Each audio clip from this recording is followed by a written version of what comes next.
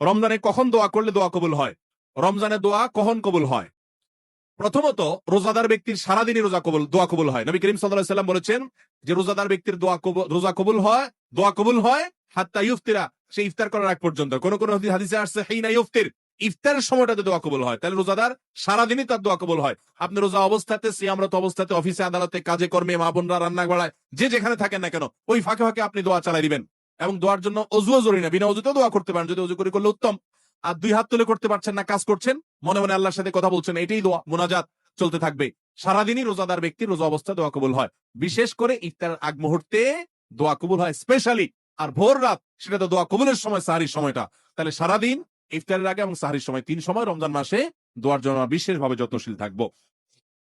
এরপরে প্রশ্ন হলো, রমজানে গুনাহ মাফের জন্য কোন দামি আমল ও দোয়া আছে কিনা, কিভাবে ক্ষমা পেতে পারি, দয়া করে জানাবেন।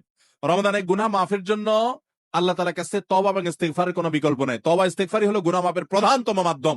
আপনি আল্লাহর কাছে বিগত জীবনের গুনাহগুলো মাফ চেয়ে পরবর্তী জীবন শুদ্ধ সুন্দর থাকবার সংকল্প করবেন, এটাই হলো মূল উপায়। এবং এর মাধ্যমে আল্লাহর কাছে গুনাহ আপনি মাফ করাতে পারেন। প্রতিদিন একটা সময় বের করেন, ওই যে বলছি সাহারির সময় 5টা মিনিট 10টা মিনিট একটু হাত তোলেন, একটু আল্লাহর সাথে কথা বলেন, আল্লাহ আমি অনেক গুনাহ করেছি, অনেক অপরাধ করেছি, আপনি সব মাফ করবেন, ওয়াদা করেছেন, আল্লাহ ক্ষমাশীল, আল্লাহ ওয়াদা করেছেন মাফ করবেন, আল্লাহ আমি আর করবো না, সংকল্প করেন।